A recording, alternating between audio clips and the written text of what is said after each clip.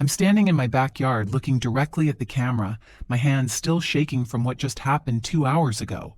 The butterfly decorations from my twins' 8th birthday party are still swaying in the Texas breeze behind me, and there's cake frosting smeared on my sleeve that I haven't bothered to clean off yet. My mother-in-law, Gloria, just stood up at my daughter's birthday party and announced to 50 guests that my children weren't real grandchildren. She said I trapped her son with adopted babies because I couldn't give him biological ones. Every parent, every child, every neighbor we've known for years just stood there staring at my beautiful 8-year-old girls as their grandmother tore their world apart. I take a breath, steadying myself as I remember what came next. But then my daughter, Juniper, my quiet little girl who whispers when she orders at restaurants, stood up on her chair in her butterfly dress and asked my mother-in-law a question that changed everything. She said, "Grandma, should I tell everyone your secret? The one you told me never to repeat?" And I watched the most controlling, confident woman I've ever known turn white as a sheet and drop her wine glass in pure terror. The camera catches the emotion in my eyes as I lean forward. What my 8-year-old said next exposed 40 years of hidden guilt that my mother-in-law had buried so deep, even her own husband didn't know. It revealed why she'd really been cruel to my daughters for 8 years, and it had nothing to do with them being adopted. It had everything to do with a twin sister named Rosemary that Gloria had destroyed with the exact same words she'd just used on my children. I pause, letting the weight of that sink in. I'm Bethany, and I'm a part-time florist and full-time mom to twin daughters who just taught their grandmother that family secrets have a way of surfacing when you least expect them. My husband Rod is a high school football coach who spent 8 years defending our decision to adopt. Our twins, Juniper and Magnolia, just wanted a butterfly birthday party, and Gloria, my mother-in-law, the retired bank manager who prides herself on being proper and in control, just learned that the cruelest words you speak have a way of coming back to haunt you, sometimes through the voice of an 8-year-old who refuses to let you hurt her family. I look straight into the camera, my voice firm now. This is the story of how my daughter's simple question unraveled 4 decades of guilt and changed our entire family in the space of a single birthday party. Because sometimes the smallest voices carry the biggest truths, and sometimes the people who insist that blood makes a family are the very ones running from what they did to their own. Life in our suburban Dallas home had always been complicated with Gloria around. For 7 years, since Rod and I adopted our beautiful twin girls as infants, she'd made her disapproval clear in 1,000 small ways. Not the obvious kind of cruelty that you could call out directly, but the death by 1,000 paper cuts that left me questioning myself at every family gathering. "Oh, Bethany, store-bought cookies again?" she'd say at Sunday dinner, her perfectly manicured nails drumming on my dining table. "Well, I suppose you're doing your best with everything on your plate. When I was raising Rod and Donovan, I made everything from scratch, but times are different now, aren't they?" Rod would squeeze my hand under the table, his jaw tight with the effort of not exploding at his mother. "Mom, Bethany runs her own florist business and manages our household. She doesn't need to bake cookies from scratch to be a good mother." "Of course not, dear," Gloria would reply, her smile never reaching her eyes. "I'm just saying there's something special about the smell of homemade cookies in a home with children. But then again, everyone does things their own way." The real poison came when she talked about Rod's younger brother Donovan's biological children. She'd pull out her phone at every opportunity, showing us endless photos. "Look how much little Theodore has Donovan's eyes, and baby Charlotte has the Pemberton nose. There's nothing quite like seeing your own blood reflected in a child's face. It's a blessing not everyone gets to experience, I suppose." My father-in-law, Harold, would shift uncomfortably in his chair, clearing his throat. Harold was a quiet man, a retired mechanic who'd spent 40 years fixing engines and had learned that sometimes the best response to Gloria was silence. But even he had his limits. "Gloria, that's enough," he'd sometimes mutter, though she rarely listened. The twins felt it too, even if they didn't fully understand it. Juniper once asked me why Grandma Gloria always brought presents for Theodore and Charlotte when she visited them, but only brought cards for her and Maggie. Maggie had noticed that Gloria's Facebook was full of photos of Donovan's kids, but barely had any of them. "Mama, doesn't Grandma love us?" Maggie had asked one night, her orange butterfly pajamas twisted around her small body as she climbed into my bed after a nightmare. "Of course she does, baby," I'd lied, smoothing her dark hair. "Grandma just has a hard time showing it sometimes." But this birthday was supposed to be different. The girls had been planning their butterfly garden party for months, and somehow, miraculously, Gloria had gotten involved. It started when Juniper mentioned at Sunday dinner that she was researching Texas butterflies for her party theme. "Did you know that monarch butterflies travel 3,000 miles?"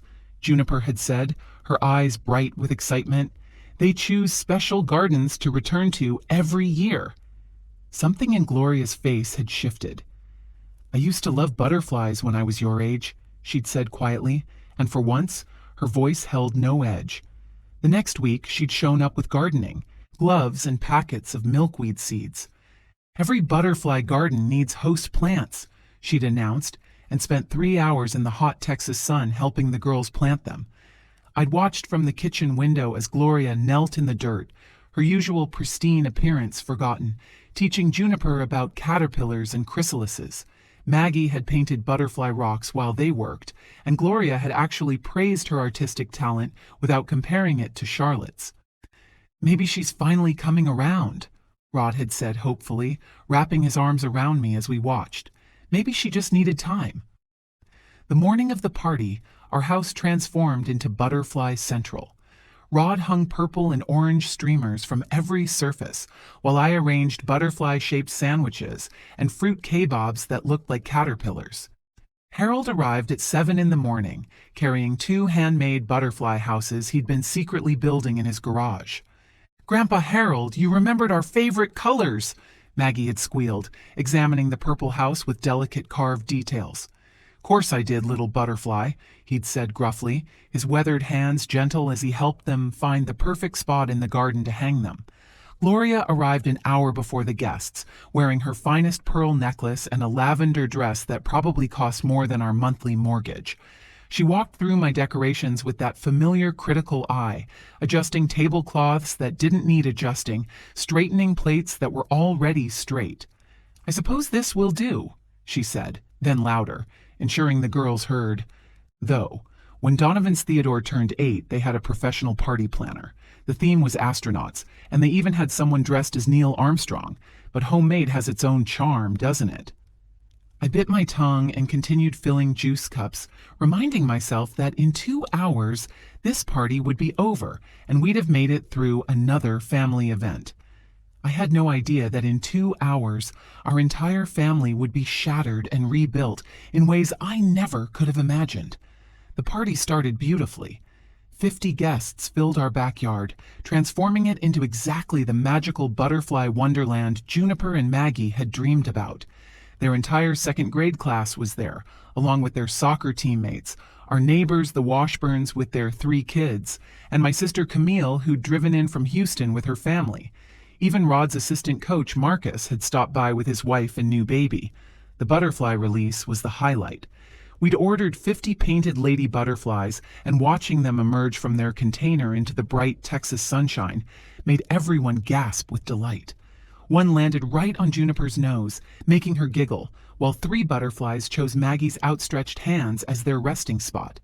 Even Gloria smiled, and I caught Harold taking a photo of her watching the girls with something that looked almost like tenderness. "Make a wish, birthday girls," someone called out, and both twins closed their eyes, their faces scrunched in concentration. The activities were a hit. Rod ran the butterfly relay race while I helped kids make tissue paper butterflies at the craft station. Gloria had actually volunteered to read The Very Hungry Caterpillar to a group of younger children, and I heard her doing different voices for each fruit, earning delighted squeals from her audience. "This is perfect," Camille whispered to me as we watched. "Look how happy they are." Then came cake time. Everyone gathered around our long picnic table, where the butterfly cake I'd spent 3 hours decorating sat as the centerpiece. It was covered in purple and orange buttercream flowers, with 2 chocolate butterflies perched on top. Rod lit the candles while the crowd began singing Happy Birthday. That's when Gloria clinked her fork against her wine glass. The singing gradually faded as people noticed her standing, waiting for attention. She had that look on her face, the one she wore when she was about to foreclose on someone's loan at the bank. My stomach dropped. "Before we celebrate," she announced, her voice carrying that formal tone that meant trouble, "I think it's time for some honesty in this family." Rod's hand found mine under the table, gripping tight. "Mom, what are you doing?" She ignored him completely, addressing the crowd like she was giving a presentation at a board meeting. "For 8 years, I've watched my son play house with children who aren't his. I've held my tongue while everyone pretends this is normal, but I can't stay silent anymore." The backyard went completely quiet. Mrs. Washburn's mouth fell open. Marcus and his wife exchanged uncomfortable glances. Several parents began pulling their children closer. Gloria continued, her voice getting stronger. "These aren't real grandchildren." She gestured at our beautiful frozen daughters. "They're strangers' babies that Bethany trapped my son with when she couldn't give him children of his own. Some drug addict probably gave them up, and now we're all supposed to pretend they're Pembertons." "Gloria!" Harold stood up so fast his chair tipped backward, clattering on the patio stones. His face was red with fury I'd never seen before. "That's enough!" "No, Harold, it's not enough." Gloria's voice climbed higher, shrill now. "Everyone thinks I'm the villain for wanting biological grandchildren, but I'm the only one brave enough to say what we're all thinking. These children will never be real family. They'll never carry our blood, our genes, our family history. They're cuckoo birds in our nest, and one day they'll probably want to find their real families and abandon Rod just like their birth parents abandoned them." Maggie started crying, pressing her face into my shoulder. Several parents were already gathering their children, making excuses about needing to leave. I heard someone whisper, "This is horrible." Rod shot to his feet. "How dare you? How dare you speak about my daughters that way?" "They're not your daughters," Gloria shouted back. "They're someone else's cast-offs that you're raising because your wife is defective." The slap of that word hit me like a physical blow. Defective. Like I was a broken appliance that couldn't perform its basic function. My sister Camille stood up, her face furious. "You need to leave. Now." "This is my son's house," Gloria snapped. "I'll leave when I'm ready." That's when Juniper stood up. My quiet, thoughtful daughter, who took 3 weeks to work up the courage to raise her hand in class, who whispered when ordering at restaurants, who still asked me to call the pizza place because talking to strangers on the phone scared her, stood up on her chair in her butterfly dress and looked Gloria straight in the eye. "Grandma." Her voice was clear and steady, cutting through the chaos like a bell. "Should I tell everyone your secret? The one you told me never to repeat?" The entire backyard froze. Gloria's wine glass slipped from her hand, shattering on the patio stones with a crash that made everyone jump. Her face drained of color so fast I thought she might faint. Gloria's face had turned the color of ash. She stood there among the shattered glass, her mouth opening and closing like a fish, gasping for air. The entire party of 50 people stood frozen, watching an 8-year-old girl in a butterfly dress face down the woman who'd just destroyed her birthday. "Juniper, sweetheart," Gloria's voice cracked, all her earlier authority evaporating. "I don't know what you mean. You must be confused, darling." "I'm not confused," Juniper said, still standing on her chair, her small hands steady at her sides. 3 weeks ago, when we were planting the butterfly garden, you were crying and you said something about a sister. You said her name was Rosemary and that I reminded you of her." "Stop!" Gloria's shriek made several younger children start crying. Their parents quickly ushered them toward the gate, but most of the adults remained, transfixed by the drama unfolding. Gloria looked around wildly at the guests, at Harold's shocked face, at Rod's confusion. "That was private, Junebug. That was our special conversation, just between us." I stepped forward, my protective instincts flaring. Every part of me wanted to grab my daughter and shield her from whatever was happening. "Juniper, honey, come here, let's go inside." But my daughter shook her head, her eyes never leaving Gloria's face. "Mama, she just said we're not real family. She said we're strangers' babies and cuckoo birds, but she told me a secret that proves she doesn't believe that. She knows we're real family. She knows it, and it scares her." Rod moved toward his mother, his face a mix of anger and bewilderment. "Mom, what did you tell my daughter? What secret?" Gloria was backing away now, stumbling over the butterfly decorations we'd placed around the yard. Her perfectly styled hair was coming loose, and mascara had started running down her cheeks. "It was nothing. I was emotional. The garden, the butterflies, it reminded me of something from long ago. Children misunderstand things. She's confused." Harold stepped forward, his voice gentle but firm in a way I'd rarely heard. "Gloria, in 40 years of marriage, I've never seen you this scared. What secret are you keeping?" "Please," Gloria whispered, and for the first time since I'd known her, she looked fragile. "Please don't do this. Not here. Not in front of everyone."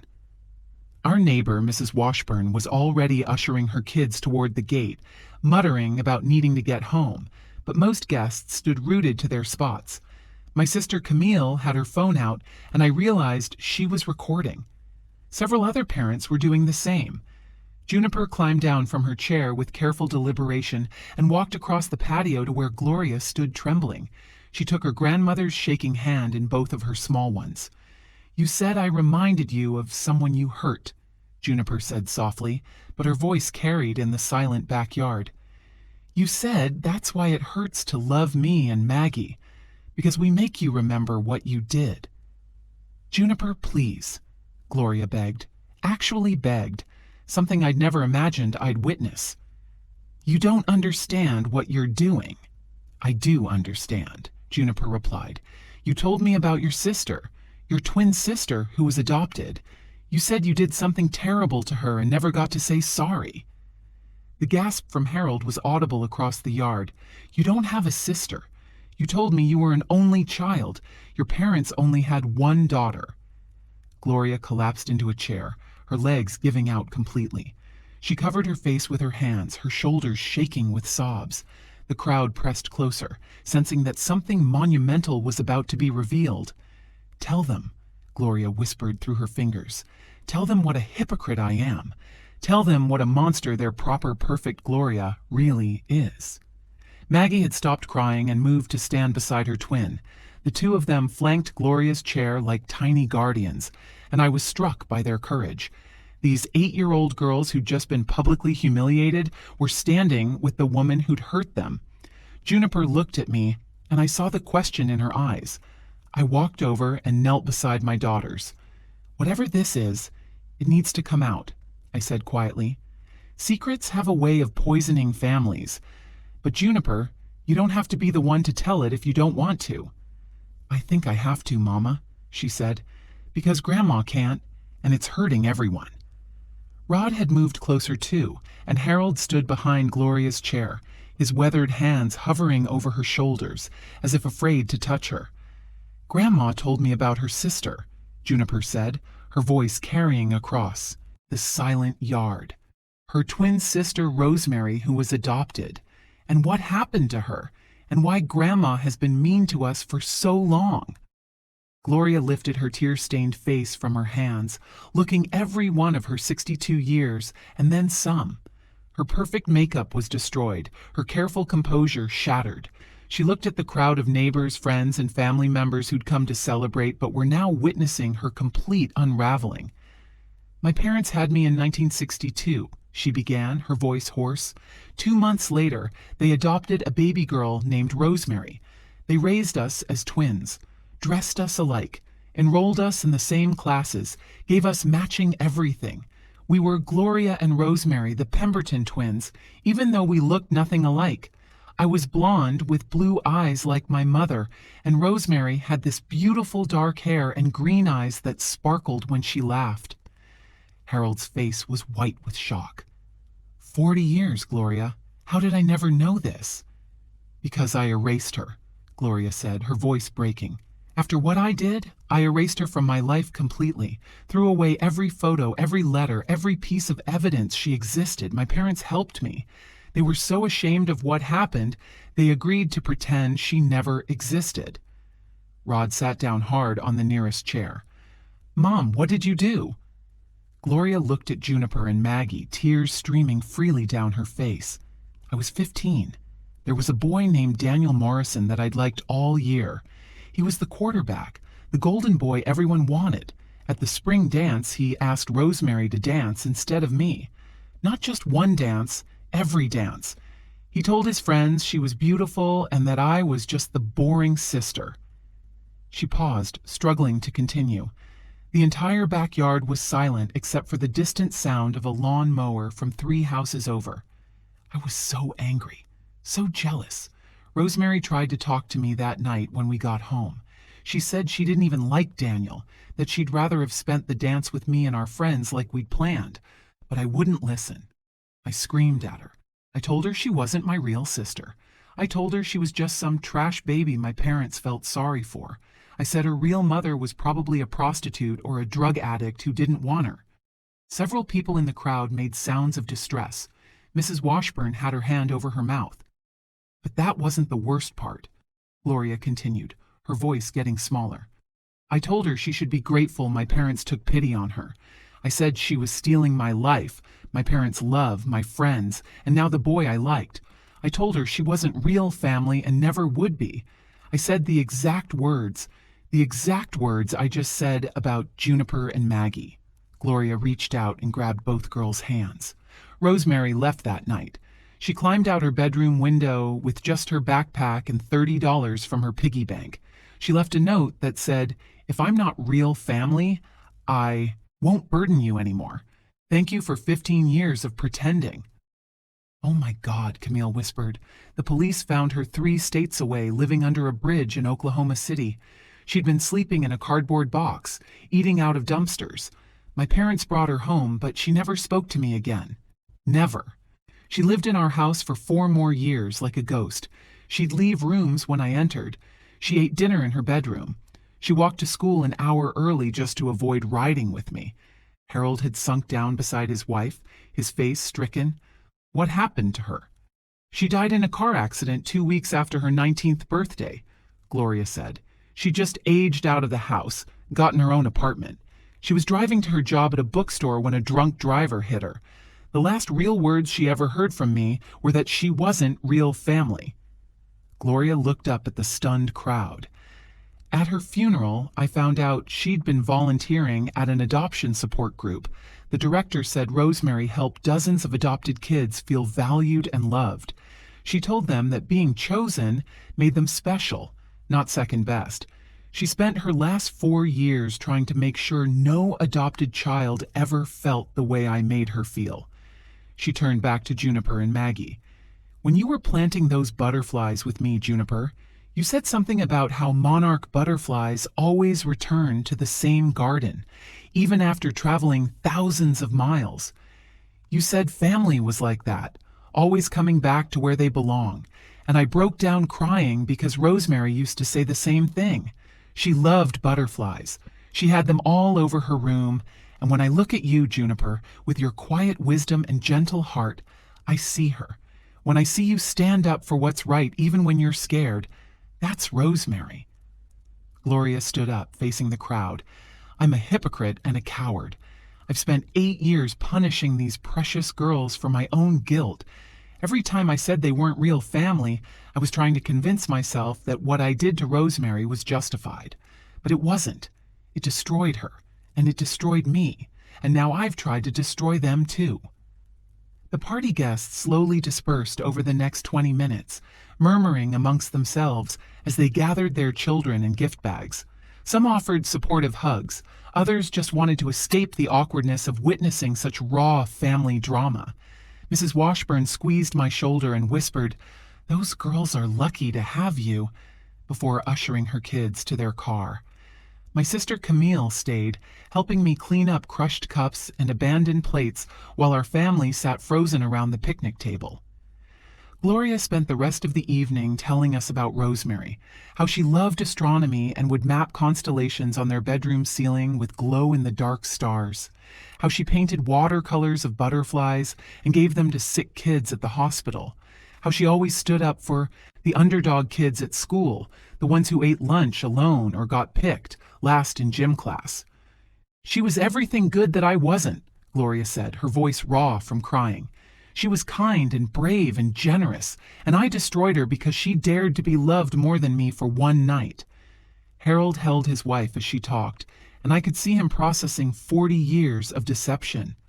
The photo albums that start when you were 16. You told me your parents lost the earlier ones in a flood. I burned them, Gloria admitted. Every single picture of us together, every birthday, every Christmas, every summer vacation. I couldn't bear to see her face, to remember what we were before I ruined it. Mom, Rod said quietly, you need therapy, real therapy. Not just a few sessions, but long-term help to deal with this guilt. Gloria nodded, pulling the twins into her arms. I'll go. I'll do whatever it takes. I've been so cruel to you beautiful girls, punishing you for my own sins. You're not just my grandchildren, you're my teachers. You're showing me what Rosemary tried to show me all those years ago. That family isn't about blood, it's about choice. And we choose each other, every single day. That night, as I tucked the girls into bed, Juniper asked, Mama, why did Grandma keep that secret for so long? I smoothed her dark hair back from her face, thinking about how to explain such deep pain to an 8-year-old. Sometimes people think if they bury their mistakes deep enough, they'll disappear. But they don't, baby. They grow in the dark until they poison everything around them. Grandma's guilt about Rosemary grew so big that it hurt everyone she loved. Like the opposite of a butterfly garden, Maggie said thoughtfully, clutching her stuffed monarch butterfly. Butterflies need sunshine to grow beautiful. Secrets need darkness to grow ugly. That's exactly right, sweetheart. Juniper was quiet for a moment, then said, I'm glad I told everyone, even though it was scary. Grandma needed to let the sunshine in. 2 months later, Gloria started intensive therapy twice a week and joined a support group for adoptive grandparents. She came to Sunday dinners with books about adoption, trauma, and healing, actually taking notes when the counselor spoke. She stopped comparing the girls to Theodore and Charlotte, stopped making cutting remarks about my housekeeping or cooking. She had the butterfly garden professionally landscaped with an expert from the botanical garden, adding native Texas plants that would attract butterflies year-round. In the center, she placed a bench with a bronze plaque that read, For Rosemary, who taught us that love makes a family, and for Juniper and Magnolia, who reminded us. The change wasn't instant or perfect.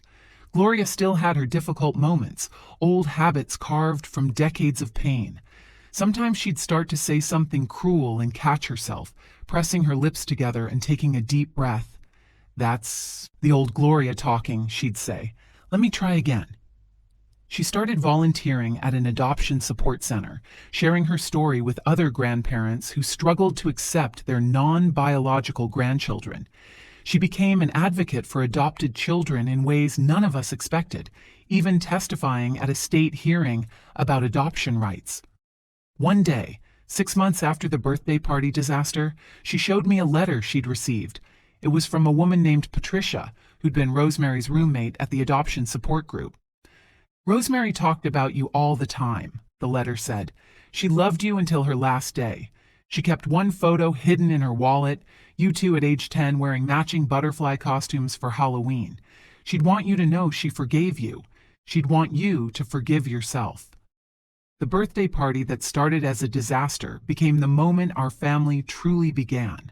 Sometimes the worst moments, the ones that bring our ugliest truths into the light, are actually transformations waiting to happen. Like caterpillars in their darkest cocoons, we need that pressure, that struggle, to emerge as something beautiful.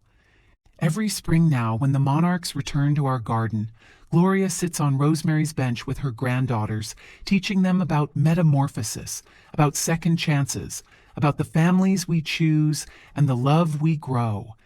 If this story touched your heart or reminded you that family is about choice and love rather than just blood, please hit that like button and share this video with someone who needs to hear it.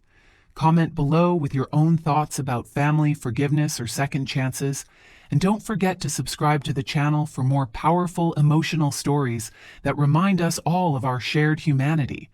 Thank you for watching. And remember, It's never too late to let the sunshine in and transform your family's story.